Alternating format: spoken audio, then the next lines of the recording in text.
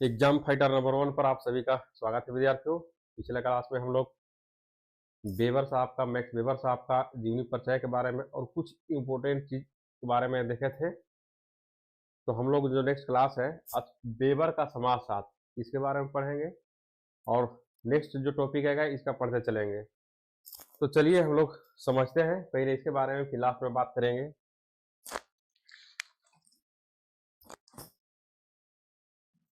Weber का समाजशास्त्र, weber का समाजशास्त्र में वेबर साहब क्या चीज की बात करते हैं इसको में हम लोग थोड़ा अच्छा से देखेंगे। इसके बाद जो नेक्स्ट टॉपिक आएगा तो खुद आपको समझ में आएगा।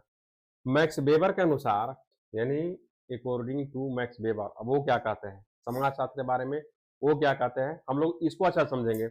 मैक्स वेबर के अनुसार समाजशास्त्र वह विज्ञान है जो सामाजिक क्रिया, देखेंगे यहाँ क्या, मैक्स वेबर के अनुसार समाजशास्त्र वह विज्ञान है जो सामाजिक क्रिया का निर्वाचनात्मक बोध करने का प्रयत्न करता है। निर्वाचनात्मक बोध मतलब जो सोसाइटी में जो घटनाएं घटता है, जो या घटित हो रहा है, या मानवीय जीवन में जो घटनाएं घटित हो रहा है उसको जानने का तरीका। यानी मान लीजिए सोसाइटी में कोई घटना घटा है या मानवीय जीवन में कोई घटना घट रहा है तो उसको अच्छे तरीके से जानने के क्या तरीका है, कैसे जान सकते हैं, उसके बारे में कैसे वैज्ञानिक अध्ययन कर सकते हैं, उसको बारे में बता रहे हैं कि सामाजिक क्रिया का निर्वाचनात्मक बोध करने का प्रयत्न करता है जिससे कि किसका सोशल एक्शन की यानी सामाजिक क्रिया की गतिविधि तथा परिणामों की कारण सहित व्याख्या प्रस्तुत की जा सके। देखिए सोसाइटी में जो घटना घटित हो रहा है अगर उसमें उसके क्रिया का यानी जो उसका कार्य और कारण नहीं जानेंगे तब तक वास्तविक चीज पर नहीं पहुंच पाएंगे। तो ही बता रहे हैं कि उसकी जो सामाजिक क्रिया है सोशल एक्शन, देखिए सामाजिक क्रिया क्या है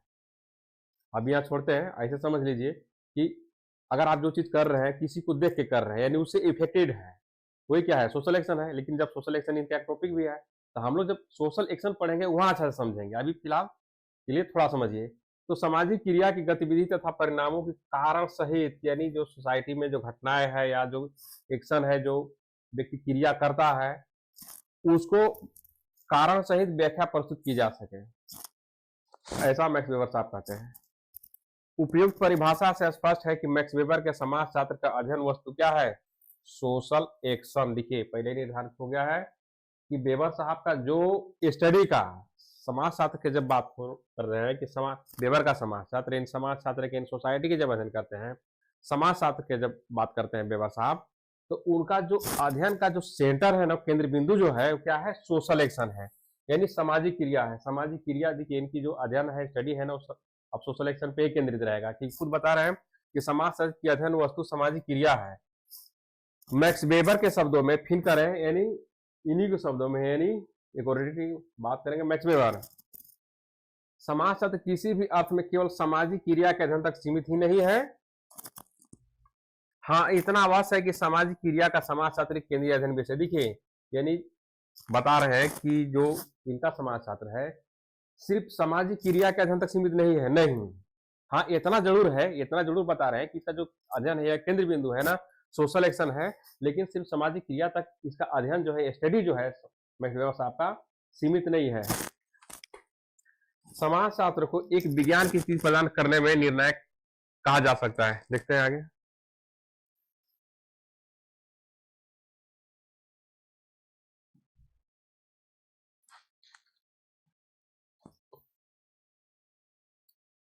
मैक्स वेबर की परिभाषा को फिर से अगर दोहराया जाए यानी इन्हीं की परिभाषा के अगर थोड़ा सा आप लोग को समझने के लिए अगर हम फिर से अगर इसको रिपीट करते हैं तो क्या कह सकते हैं, क्या कर रहे हैं कि समाजशास्त्र सामाजिक क्रिया का निर्वाचनात्मक बोध करने का प्रयत्न करता है, अर्थात मैक्स वेबर के समाजशास्त्र में सामाजिक क्रिया और अर्थपूर्ण दिशाएं यह दो दो पक्ष महत्वपूर्ण है। क्या है, एक तो सामाजिक क्रिया सोशल एक्शन किसका यानी निर्वाचनक बोध करने का प्रयत्न करता है, यानी वही जो आपको हम बताएं किस प्रकार का जो सामाजिक घटनाएं है या मानवीय जो घटनाएं है उसको जो अध्ययन करने का तरीका है कि कैसे होता है या उसको रिलेटिव चीज के जानने के लिए फैक्ट को जानने के लिए जो तरीका है उसके बारे में बता रहे हैं कि निर्वाचनात्मक बोध करने का प्रयत्न करता है। अर्थात मैक्स वेबर के समाजशास्त्र में जो सोशल एक्शन यानी सामाजिक क्रिया और अर्थपूर्ण दिशा यह दो पक्ष महत्वपूर्ण है। देखते हैं आगे क्या है। मैक्स वेबर इस बात पर बल देते हैं कि समाजशास्त्र सामाजिक क्रिया के आधार बोध से संतुष्ट नहीं होता है। देखिएगा आप यहाँ पे थोड़ा समझिएगा क्या बोल रहे हैं मैक्स वेबर साहब समाजशास्त्र के बारे में। मैक्स वेबर साहब इस बात पर बल देते हैं कि समाज शास्त्र सामाजिक क्रिया के साधारण बोध से संतुष्ट नहीं है। क्या से? साधारण बोध से। क्यों नहीं संतुष्ट है? अभी देखेंगे आगे। यहाँ पे साधारण बोध से संतुष्ट नहीं होता है, बल्कि अर्थपूर्ण बोध करने का प्रयत्न करता है। किसी भी घटना या परिस्थिति का अर्थ दो प्रकार का हो सकता है, एक औसत वर्ग और यथार्थ वर्ग। तो वही बात है कि साधारण बोध की बात कर रहे हैं। औसत वर्ग और यथार्थ अर्थ, जब ये समझेंगे, एग्जाम में पूछा भी जाता है, इसे उदाहरण पूछ लेता है। क्या है देखते हैं।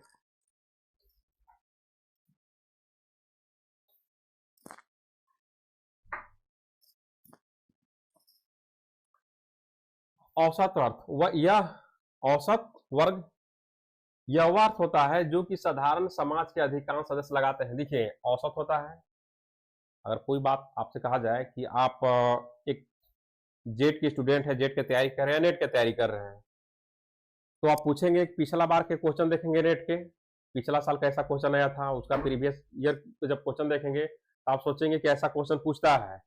यानी आप नहीं, और लोग, बहुत सारे लोग सोचेंगे कि ऐसा क्वेश्चन आता है, और अगर हम इतना क्वेश्चन के कट ऑफ जाता है, इतना कर लेंगे, हम उसको पास हो जाएंगे। यानी औसत वर्ग, यानी एक प्रकार औसत सबको ही लगा लेता है, यानी जबकि ऐसा संभव नहीं है।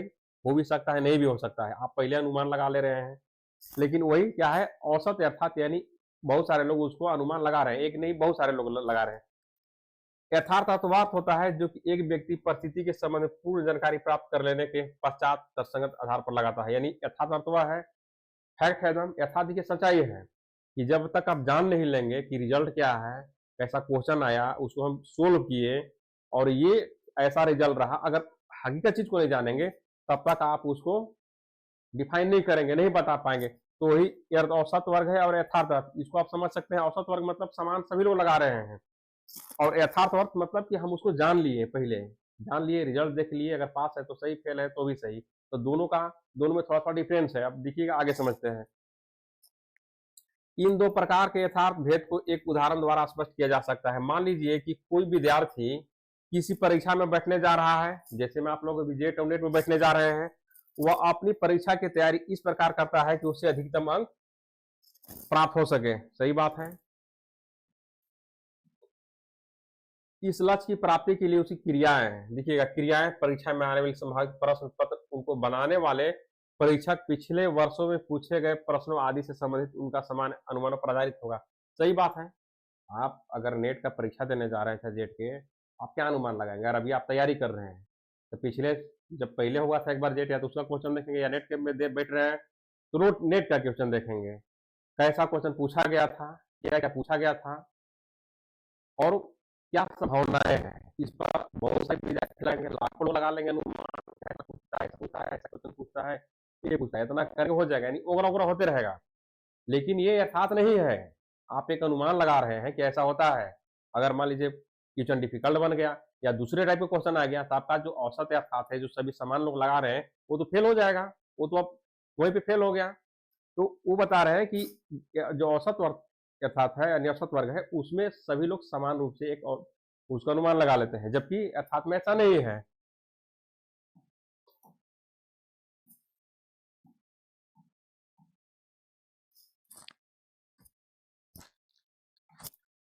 जैसा कि अधिकांश विद्यार्थी लगाते हैं, यह उक्त परीक्षा से संबंधित परिस्थिति का समान और औसत अर्थ है, यानी समान है, अर्थ है, यानी औसत है, जो सभी लोग लगाते हैं। इसके विपरीत देखिएगा, यहाँ समझेंगे थोड़ा सा, इसके विपरीत उसी स्थिति का यथार्थ अर्थ लगाना तब संभव होगा जब किसी विद्यार्थी को उस परीक्षा की वास्तविक परीक्षक संभावित पुस्तक आदि के संबंध में पूर्ण जानकारी हो। यानी जब तक आपका उसके बारे में पूर्ण ज्ञान नहीं है, हकीकत चीज से वाकिफ नहीं है, तब तक आप उसको नहीं बता सकते हैं।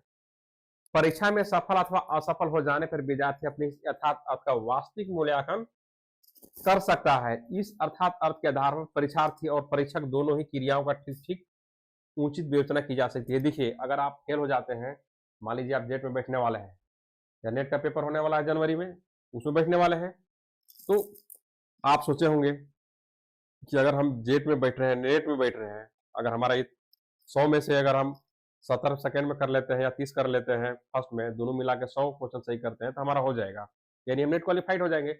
लेकिन अगर ऐसा स्थिति रहा कि आप 100 नहीं कर पाए, क्योंकि आपका जो अनुमान था उस हिसाब से क्वेश्चन आया नहीं, ऐसा पूछा गया, शायद आप पढ़े थे लेकिन आपको समझ में नहीं आया या आउट ऑफ क्वेश्चन रहा, आप तो फेल हो गए। तो वही है कि परीक्षा में ये तो ऐसा अर्थ हुआ।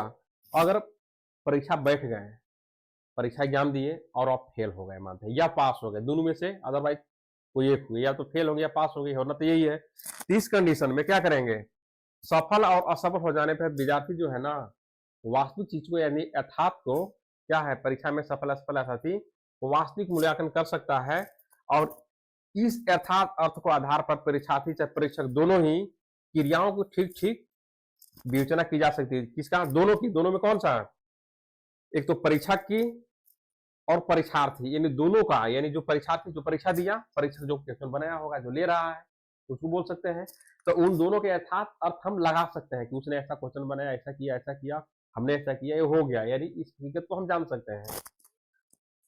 तो ये बोल रहे हैं कि ठीक ठीक उसकी उचित विवेचना की जा सकती है, यानी उसमें हम कार्य कारणों को जान सकते हैं, यानी उसका एक्शन से, सामाजिक क्रिया से हम समझ सकते हैं।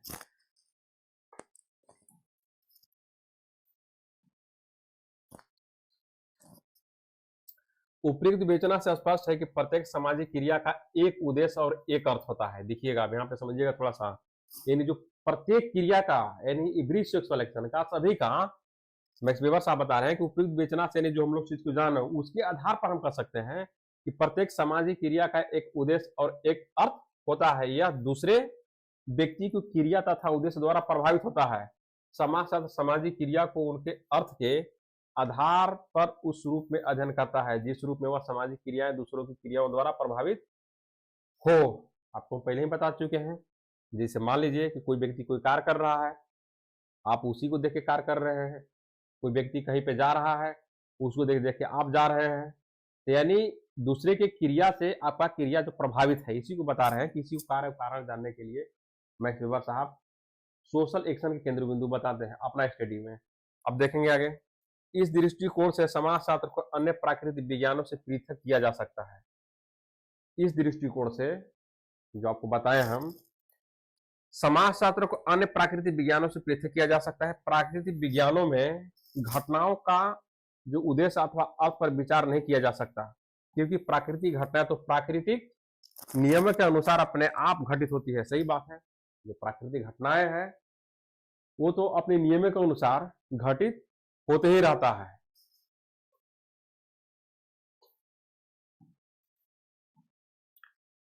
परंतु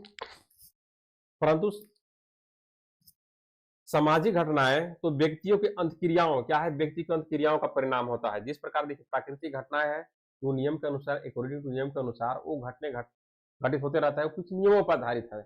लेकिन सामाजिक घटनाओं तो व्यक्ति की अंतक्रियाओं, यानी व्यक्ति जो क्रिया करता है, जो कार्य करता है, उसी का तो परिणाम होता है। फैक्ट है, सही है, बिल्कुल सही है कि व्यक्ति जो क्रिया करता है, जो कार्य करता है, उसी का परिणाम हो, जो क्रिया कार्य कर रहा है या चलते आ रहा है, उसी प्रकार से समाज में घटनाएं घटित होती है।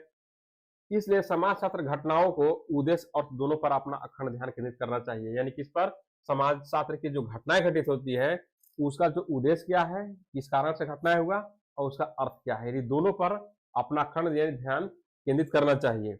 मैक्स वेबर के अनुसार थोड़ा देखेंगे, समाजशास्त्रीय नियमों और प्राकृतिक नियमों में भेद है। ये तो फैक्ट है भाई, समाजशास्त्र का नियम तो कुछ और है, प्राकृतिक का जो नियम और है।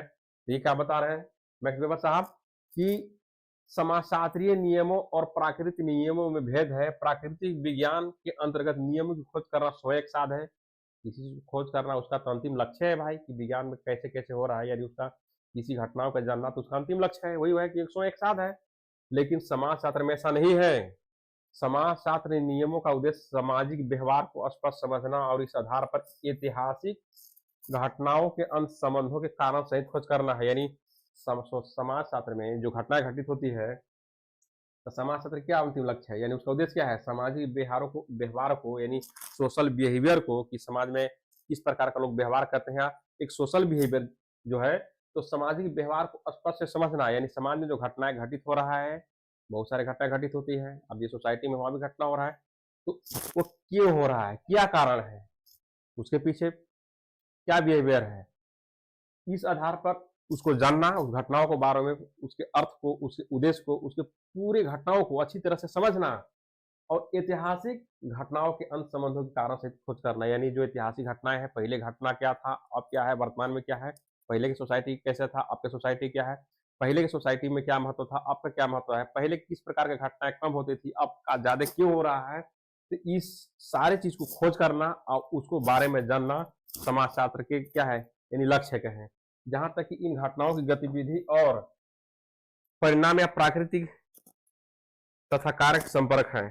सही बात है। तो देखिए, अगर हम वेबर के समाजशास्त्र की बात करें एक प्रकार से, तो इनका जो अध्ययन का केंद्र बिंदु है सोशल एक्शन है, क्योंकि और मैक्स वेबर साहब सभी घटनाओं या सारे चीजों में जब बात करते हैं अपने टॉपिक में, तो ये एक केंद्र बिंदु कहीं ना कहीं ये दो व्यक्तियों के बीच हो या सोसाइटी की घटनाओं में हो या सोसाइटी के बारे में जो घटनाएं घटित हो रहा है उसका लक्ष्य जानना हो या उद्देश्य जानना हो या समाज के लोगों के बीच में जो बिहेवियर जानना हो, कार्य कारण जानना हो, इसके सारे बारे में उनका जो एक केंद्र बिंदु होता है सोशल एक्शन होता है। यानी समाज शास्त्र के अध्ययन क्षेत्र में इनका हर चीज में वो सोशल एक्शन सामाजिक क्रियाओं के बारे में बात करते हैं कि इनका जो अ, खैर समाज शास्त्र तो सामाजिक क्रियाओं तक सीमित नहीं है, ये भी बता रहे हैं, लेकिन उसका जो सेंटर है ना वो सोशल एक्शन है, ऐसा बता रहे हैं। हम देखिए सोशल एक्शन के बारे में ज़्यादा चर्चा इसलिए नहीं कर रहे हैं कि इनका समाजशास्त्र सोशल एक्शन एक टॉपिक भी है। जब उसमें पढ़ेंगे तब आपको समझ में आएगा कि सोशल एक्शन क्या है, किसको सोशल एक्शन बोलते हैं और समाज में जो घटनाएँ घटित होती है या समाज में जो चीज़ होती है तो कैसे